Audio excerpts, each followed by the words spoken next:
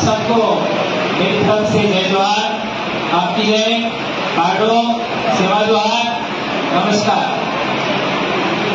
दोस्तों, अभी जैसा कि बाला सर ने बोला था सबसे पहले कि दुनिया के आदिवासी एक हों, भारत के आदिवासी एक हों, ये बात हम लोगों को कहने की आवश्यकता पड़ी। उसके पीछे कोई न कोई कारण रहा होगा। या तो हम लोग बिखरे हैं या हमको बिखराया गया है, यानी हम खुद बटे हैं या हमको किसी ने बांटा है। इस सवाल पर हमें आना होगा। मेरा सोचने का, मेरा वैचारिकी का सबसे बड़ा मूलाधार हिस्ट्री है। मैं इसी पर काम करता हूं। तो मैंने जो देखा है, आज हमारा राजनीतिक बिखराव है वो 1951-52 के बाद ही है, उससे पहले नहीं है। ये बात हमें स्वीकार करना पड़ेगा कि 1951-52 के बाद ही हमारा राजनीतिक बिखराव हुआ है, उससे पहले नहीं था। धार्मिक बिखराव की बात करें, यदि हम क्रिश्चियन हैं, ईसाई हैं, तो 1850 के बाद ही ईसाई बने होंगे, उससे पहले नहीं। यदि हम इस्लाम को मानते हैं, क्योंकि कई आदिवासी इस्लाम को भी मानते हैं, हमारे भील भी आपका इस्लाम को मानने वाले मिल जाएंगे। यदि वो है तो वो 712 ईस्वी के बाद ही होगा, उससे पहले नहीं, क्योंकि 712 ईस्वी के बाद में ही हमारे देश में इस्लाम आया। जहां तक हम लोग वर्ण धर्म की बात करें, आप लोगों के मन में ऐसा आएगा वर्ण धर्म कौन सा है? तो सच्चाई यह है कि हम जिसको हिंदुत्व कहते हैं, ब्राह्मणिज्म कहते हैं, वो असल में वर्ण धर्म है। उसकी हम बात करें तो 8वीं सदी के बाद ही हमारे देश में वर्ण धर्म आया है, उससे पहले हमारे देश में वर्ण धर्म नहीं था। तो आदिवासियों का इस तरीके से विभाजन हुआ, उसका हमें अच्छे तरीके से एनालिसिस करना होगा। हम लोगों ने जहां तक सम्मेलनों में देखा है, तो आर्थिक आधार पर हमारे सम्मेलन में हम ज्यादा बोलते हैं, लेकिन आर्थिक आधार पर भी यदि हमारा पतन हुआ है तो इस धार्मिक बिखराव से पहले हुआ है। और आर्थिक पतन को भी हम देखते हैं तो उससे भी पहले हिस्टोरिकल हमारा बिखराव हुआ है। और हमारा जितना भी बिखराव हुआ समाज का, वो हिस्टोरिकल के आधार पर हम लोग समझेंगे तो हमारे समाज को छोड़ने का एक आधार बनेगा। इसका एक रेफरेंस देना चाहूंगा। आज भील समाज को देखें, त्रिपुरा में भी भील है, छत्तीसगढ़ में भी भिलाई है, मध्य प्रदेश में है, ये महाराष्ट्र में है, सही, पाकिस्तान के सिंध में भी है, एवं बलूचिस्तान में जो बोलन करता है, जहां पर मेहरगढ़ की सबसे पुरानी सभ्यता का विकास हुआ, उस बोलन दर्रे का नाम भी भील कम्युनिटी के नाम पर है। इसका मतलब हम कह सकते हैं कि बोलन दर्रे से लेकर के त्रिपुरा तक भील समाज फैला हुआ है। मान्यवर सरनिया सर ने कहा था कि गौंड आदिवासी और भील आदिवासी भी एक हो जाता है तो पूरे देश के आदिवासियों का भला हो सकता है। इस बात में मैं भी बिलीव करता हूं। हम लोग कहना चाहते हैं कि हमारे समाज को यदि हमें एक करना है तो हमें इतिहास पर काम करना होगा। इतिहास के आधार पर हमें पता लगेगा कि हमारा समाज का बिखराव कैसे हुआ। आज जो कल्चरल भिन्नता है, डायलेक्ट की भिन्नता है और आपका पहनावे की भिन्नता है, वह भी मैं मानता हूं कि हिस्टोरिकल बिखराव के बाद का है।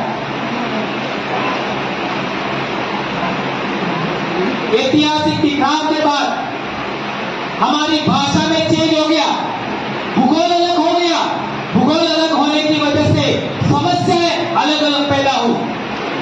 आज हम देखते हैं कि गुजरात में जो साउथ गुजरात है, वहां आपका मध्य गुजरात में भी कुछ अंतर दिखेगा। हमारा राजस्थान का बात करें तो साउथ राजस्थान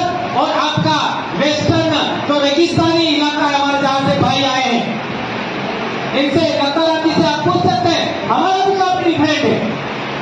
तो देश भर में आदिवासियों का आप कह सकते हैं इतनी ग्रुप भी अलग अलग है, डायलेक्ट अलग है, पहनावा अलग है, कल्चर अलग है, इसके बावजूद भी हमारा सोच एक तरीका का है। और सोच से भी बड़ी बात करता हूं, हिस्टोरिकल बिखराव हमारे उसके पीछे कारण एकमात्र रहा है, और उसका कारण है हमारा समाज जियो और जीने दो में विश्वास करता था।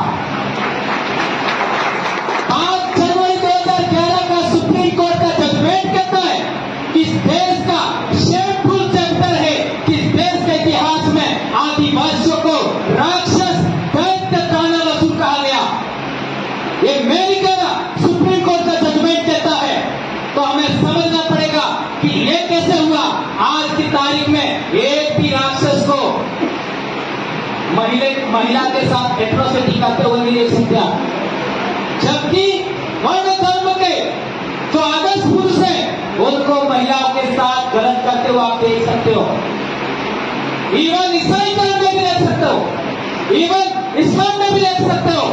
इसलिए मैं कहता हूं कि भारत देश ही नहीं, पूरी दुनिया के आदिवासियों का जो मूल कल्चर था, मूल आपका नैतिक मूल्य था, सांस्कृतिक मूल्य थे, वे सभी धर्मों के बाप में ऐसा कहना चाहता हूं मैं।